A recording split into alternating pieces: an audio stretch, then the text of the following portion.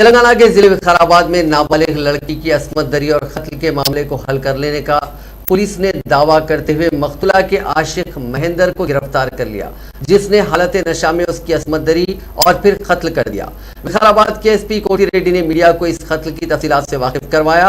उन्होंने कहा कि जिले के चटियमपल्ली देहात की रहने वाली 15 साल लड़की की मुलाकात मुलजिम महेंद्र से साल भर पहले हुई थी।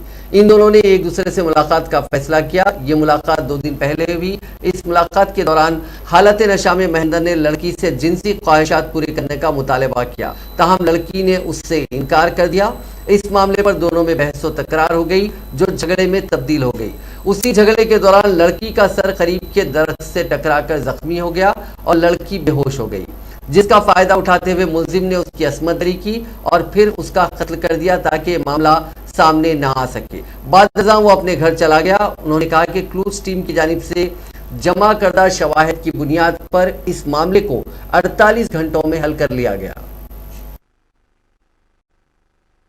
దీన్ని సీరియస్ గా తీసుకొని విచారణ చేపట్టడం జరిగింది।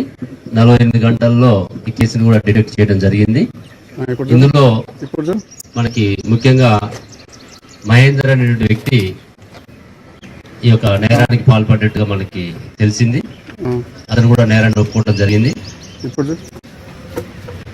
ఇందులో విషయాలు చూసినట్లయితే మనకి కావలి మహేందర్ అలియాస్ నాని, వయసు 20 సంవత్సరాలు, అదే గ్రామానికి చెందిన వ్యక్తి। వీరికి సుమారుగా ఒక సంవత్సరం నుంచి ఇద్దరికి పరిచయం ఉండటం, లవ్ అఫైర్ జరగటం వీళ్ళ మధ్య జరుగుతున్నది। ఆ విషయము ఈ ఇన్సిడెంట్ జరగడానికి ఒక 2-3 రోజుల ముందే ఈ యొక్క మృతురాలు చెల్లెకి తెలియడం, ఆ చెల్లె వాళ్ళ ఇంట్లో చెప్పడం,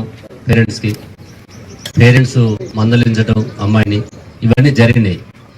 పేరెంట్స్ కోపపడే విషయం కూడా మళ్ళీ ఈ యొక్క మృతురాలు